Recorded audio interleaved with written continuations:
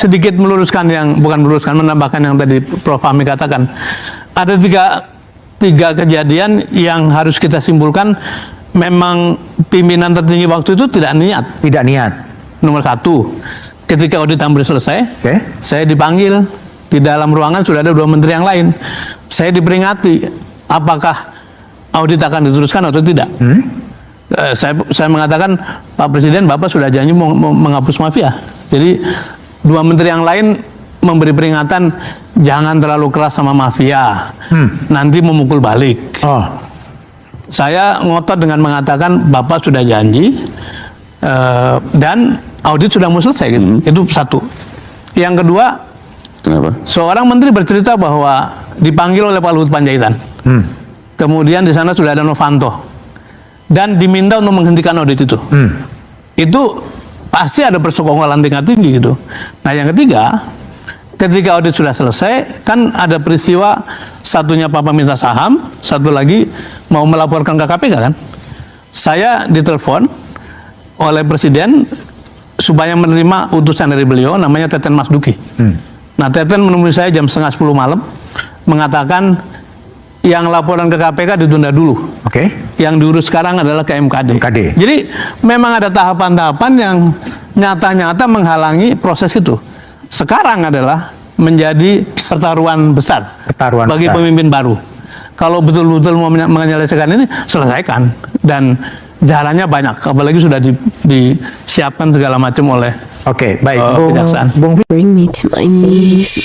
Ya Pak Jokowi nggak mau tahu, nggak mau dengar saya dan Pak Jonan. Kan Pak Jonan dipecat, saya dipanggil ke istana dan saya sudah jelaskan bahwa ini mahal sekali, tidak bisa dibayar. Tapi Pak Jokowi ngotot bisa, karena saya tanya, ini ide siapa sih Pak? Ide saya. Nah, sudah. Jadi ya apa yang sekarang terjadi sudah saya ingatkan, clear di istana juga Pak Jonan sudah bicara sebelum dipecat. Nah jadi maksud saya ini kan dulunya itu kan Jepang pakai loan ya kan, bunga 0,01%, ketika dinaikkan 0,5 saja 1,5 sudah teriak semua karena tidak bisa kita bayar waktu itu. Nah itu yang membuat analisnya itu dari UGM sama dari UI. Nah kemudian tiba-tiba diambil Pak Jokowi dikasih ke Cina, yang bantu itu dari PB, bunganya langsung berubah, hitung-hitungan keuangannya berubah. Tambah saya sudah bilang ya sudahlah, sudah dibangun, mau dibangun niat Presiden begitu ya ditanggung saja. Dan terakhir ketika konsorsium BUMN itu Wika ketuanya, tapi kemudian Wika angkat bendera putih sehingga diserahkan pada kereta api. Waktu itu saya tanyakan lagi kepada beberapa pihak, ini uang dari mana? Kalau uang kereta api tidak akan bisa membayar. Dan dia bilang, oh enggak, ini nanti uangnya lewat dari pemerintah. Nah, saya nggak tahu dari pemerintah maksudnya PBN atau apa. Ya sudah, jadi kereta api hanya cash saja Pak, kasir saja. Tapi ternyata kan tidak. Tahun lalu pendapatan dari PTBA 6 triliun sudah diambil. Nah nanti terus bagaimana? Nah sekarang kalau keributan begini, ya saya setuju dengan Menteri Keuangan, yaitu urusannya Danantara, karena sudah diambil alih kan, kereta api ada di bawah Danantara. Nah jadi saya juga sudah ingatkan bahwa ketika Sri Lanka tidak bisa bayar utang pelabuhannya diambil dan jadi pangkalan militer Cina di sana. Nah kalau ini nanti tidak bisa bayar, apa Cina mau ambil? Enggak, mungkin Cina akan saya minta pelabuhan di Natuna misalnya. Apa kita mau kepikiran? Kan ini hal-hal yang sudah saya ingatkan, lalu kejadian. Terus gimana? Hari ini kan banyak pernyataan saya di YouTube, di mana muncul lagi. Itu sudah lama, dari 5 tahun yang lalu. Jadi ya enjoy saja, saya bilang. Yang bertanggung jawab Presiden kok. Mungkin masih ada sekarang Pak Luhut, coba tanya aja. Bayangkan, laporan PPATK tahun 2024 itu ada uang korupsi beredar 984 triliun, bukan 900 miliar ya. 1 tahun kekuasaan era Jokowi di periode terakhir, 1 tahun ada 984 triliun uang korupsi beredar. Itu sebayangkan betapa rusaknya Republik ini. Artinya hampir 30% dari APBN. Lo tahu siapa yang menggagalkan 3 periode? Namanya Megawati Soekarno Putri. Ketika Pak Jokowi menghadap kepada Bu Mega meminta restu untuk 3 periode, apa yang beliau bilang? Hati-hati Jok, ini melanggar konstitusi. rakyat akan melawan dengan sendirinya. Saya bukan fansnya Bu Mega. Saya orang yang dari dulu sering mengkritik Bu Mega, Mbak Puan, bahkan PDI Perjuangan. Tetapi pada situasinya saya mengerti bahwa benteng terakhir pada masa itu hanya Ibu Megawati. Kalau nggak ada Bu Megawati lolos itu 3 periode. Disitulah muncul, sebenarnya bukan muncul, mungkin ya nafsu itu sudah ada sejak awal. Ketika orang sudah diberikan kursi yang nikmat, ya kan, itu muncullah nafsu-nafsu manusiawi untuk terus menjabat. Ya, kalau Lukman mungkin belum pernah merasakan bagaimana rasanya menjadi seorang presiden ya, atau nggak usahlah presiden lah, lu jadi komisaris di sebuah perusahaan ya. Ya, semua kenikmatan lu dapat, gaji lu dapat, fasilitas lu dapat, segala macam lu di mana-mana dihormati orang, dipuji-puji orang. Terus kemudian mengerti, paham bahwa tahun depan lu harus mundur dan digantikan oleh orang. Apa yang terjadi? Post power syndrome. Rasa takut untuk kehilangan kekuasaan, rasa takut kehilangan manisnya kekuasaan. Ini sesuatu yang sifatnya manusiawi banget sebenarnya. Hanya orang-orang tertentu yang bisa menguasai diri supaya tidak masuk ke wilayah ini. Dan Pak Jokowi yang saya kira pada waktu itu sudah selesai dengan dirinya sendiri, ternyata belum, jauh daripada itu. Mulailah kebencian terhadap Bu Mega digaungkan dengan kata-kata mak banteng dan segala macam, bahwa Jokowi itu adalah boneka partai dan segala macam. Itu udah digaungkan di situ sesudah 3 periode itu ditolak oleh Bu Megawati. Saya ingat, dan ingat dibangunnya KIB pada waktu itu, Koalisi Indonesia Bersatu. Pak Jokowi mempromosikan siapa? Ganjar Pranowo, rambut putih, ingat nggak? Ya kan? Saya ingat banget pada waktu itu, saya pikir itulah sinyal.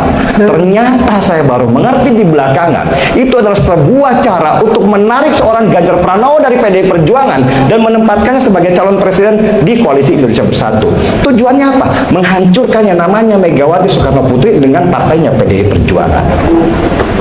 Untungnya Ganjar Pranowo itu seorang yang loyal dan setia, tidak terpengaruh. Dari situ saya mengerti karakternya, ya kan. Gagal 3 periode, Ganjar hancur PDI Perjuangan. Ini sebenarnya adalah kepanikan yang dilakukan oleh seorang Pak Jokowi ketika dia tidak berhasil menuju apa yang dia inginkan. Makanya keluar kata-katanya Andi Wijayanto pada waktu itu, yang sekarang lagi viral, ya kan. Kalau bisa mengalahkan saya sekarang ini, Anda hebat. Kita akan tunjukkan kehebatan itu di hadapan seorang Joko Widodo. Thank you, Pak. Pembukaan sebuah klaim yang mengguncang. Selamat datang pendengar sekalian, kembali bersama kami dalam pembahasan mendalam yang akan mengulas satu topik paling kontroversial dan menyita perhatian publik belakangan ini. Topik kita kali ini sangat berat, menyentuh isu kepercayaan, integritas, dan nama baik seorang pemimpin negara kita. Berita dan klaim yang beredar menyebutkan ada penilaian internasional yang menempatkan salah satu presiden Indonesia, yaitu Bapak Joko Widodo, sebagai presiden ke-7 paling korup di dunia. Klaim ini langsung meledak menjadi perbincangan panas. Di satu sisi, banyak pihak yang Halo teman-teman, kembali lagi bersama saya di channel YouTube ini.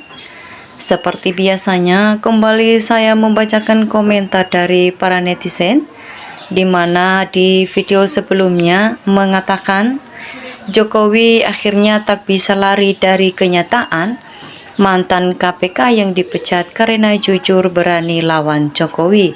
Nah teman-teman, dari isi video tersebut ada banyak tanggapan para netizen yang sangat berbeda-beda. Maka dari itu saya akan kembali membacakan dari komentar yang pertama. Saya memulai dari komentar Supandi mengatakan, ayo dengarkan telinganya termul-termul yang tidak tahu malu. Termul sekarang berubah jadi PKI, ikut Jokowi, maksulkan Gibran dan adili Jokowi. Segera adili supaya rakyat merasa lega. Kebanyakan pejabat maling di negara ini, korupsi nggak bakalan hilang kalau pemberantasan tidak dimulai dari atasannya. Nah, kemudian dari Hema Widaco mengatakan, negara ini kenapa dipenuhi para koruptor, preman, dan mafia apapun bentuknya, tapi kok bertentangan dengan Pancasila. Bila Jokowi ditangkap dan dipenjara, mungkin kebanyakan rakyat akan melakukan sujud syukur. Ayo bongkar semua kejahatan Jokowi dan kroninya terus tangkap dan hukum mati. Semoga ini tidak hoak. Kalau benar, ayo polisi dan KPK jangan gemoy, harus tegas. Suharni Lasmar mengatakan, kenapa heran aku padahal besok di akhirat diminta pertanggungjawaban. Kalau pernyataan ini benar-benar terjadi, maka negara semakin hancur, rakyat kecil semakin sengsara. Joko Widodo harus dipenjara, tolong KPK harus adil semua, uang harus disita. Jokowi diseret ke hukum atau diadili oleh rakyatnya. Jadi, kapan Jokowi bisa ditangkap? Sudah banyak kasus korupsi yang asalnya dari Jokowi, tapi yang ditangkap orang yang katanya melakukan korupsi, bukan orang yang menyuruhnya korupsi, yaitu Jokowi. Nah, silakan pejabat bertengkar untuk mencari siapa yang merusak negara. Jokowi memang sengaja berbuat semaunya sendiri sebab dia sudah niat ingin merusak Republik Indonesia, mau menggantikan dengan komunis. Nah, dari Sarifza mengatakan, sudah kuduga bukan siapa-siapa pelakunya dari hilir hingga hulu. Jika Allah sudah berkehendak, tak ada yang bisa mencegah. Nah, kemudian dari RT Bandi mengatakan semoga semua bisa terbongkar, barang busuk ditutupi seperti apapun akan tercium. Itulah cobaan paling berat bagi pejabat kalau sudah duduk di lingkaran kekuasaan. Cobaan luar biasa, ada uang banyak, ada wong ayu banyak, ada wong ganteng banyak, terus anak cucu biar tak sengsara jadinya aji mumpung. Nah, teman-teman, dari Andi Yusri mengatakan Jokowi memang di luar nalar, manusia terlalu nekat. Itulah kalau otak manusia kalau di bawah rata-rata, enggak ada malu, nekat, pembohong, nafsu tanpa ukuran dan serakah. Nah, apa rakyat yang turun langsung dinepalkan kalau para pejabat tidak mau tobat? KPK kembali ke jati dirinya. KPK adalah lembaga institusi independen atau netral dan supreme body, berhak memeriksa siapapun yang ada indikasi melakukan korupsi, gratifikasi, dan lain-lain. Ingat, waktu pendaftaran pegawai atau calon pimpinan KPK yang setumpuk berkas pernyataan. Nah, semoga betul real BKN hanya wacana dan omon-omon. Kalau Jokowi di penjara, maka Indonesia akan normal karena Raja Tikusnya tak bikin kerusakan. Nah, dari Tripuwanto mengatakan tangkap Mulyono diadili hukum seumur hidup karena banyak korupsi dinilai seluruh dunia nomor 2. Semoga Allah cepat mengangkat segala kezaliman dan kebohongan di negeri ini. Pejabat yang jujur banyak tantangannya karena negeri ini terlalu banyak pejabat koruptornya. Semoga Presiden Prabowo diberi kekuatan dalam mengatasi negeri ini. Hanya bongkar sana bongkar sini percuma saja, tetap akan begini saja. Indonesia kutan pada pergerakan dan tindakan, atur waktunya. Saya selalu berdoa agar ada penegak hukum yang berani dan tulus untuk mengadili Mulyono demi bangsa dan negara. Segerakan percepat segala bentuk azab besar dari Allah sebagai hukuman berat kepada semua para koruptor di kalangan para pejabat pemerintah Indonesia termasuk Jokowi bersama semua keluarganya hingga anak cucunya dan semua pihak yang terlibat dengan kezaliman pencacah pada rakyat Indonesia. Nah, teman-teman, dari Asmar mengatakan tangkap dan adili mantan petinggi Republik Indonesia yang menggarong dan merugikan uang negara. Siapa kroninya yang megang banyak jabatan strategis diadili dan diadut. Kalau jadi pejabat Republik Indonesia bisa diluluskan. Ini orang luar, berarti pengkhianat bangsa. Rakyat awasi, jangan membiarkan penyimpangan. Nah, teman-teman, dari komentar berikutnya, sepertinya harus diganti KPK dan lain-lain. Juga jaksa dan hakim baru ada yang berani. Nah, kalau ada pemerintahan menjabat itu apa hukum dari pemerintah melihat Jokowi di dalam sel tahanan? Sungguh sebuah pemandangan yang teramat indah. Menurut saya dan teman-teman, tempat itulah yang pantas buat penjahat Jokowi. Yang senang melihatnya mohon ditanyakan terus-menerus.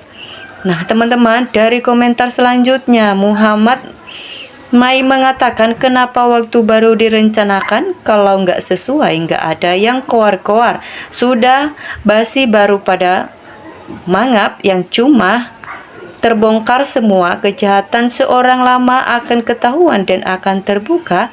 Tangkap, jangan hanya omong-omong saja. Di depan masyarakat Jokowi ngomong mau bersihkan mafia, tapi di belakangnya dia kerja sama. Ya, di sini rakyat merasa dikhianati. Hati-hati dengan konten, mengikuti dengan bijak dan jelas dari sumber berita terpercaya. Tanpa kebijakan yang dilandasi nurani akan menghancurkan apapun. Demi Nusantara tercinta, warisan para leluhur kita, maaf kalau salah. Nah teman-teman, itu adalah komentar dari para netizen dengan video sebelumnya yang sudah teman-teman tonton. Jika ada tanggapan yang lain, mari ditulis di kolom komentar. Sekian video kali ini, salam hangat NKRI harga mati.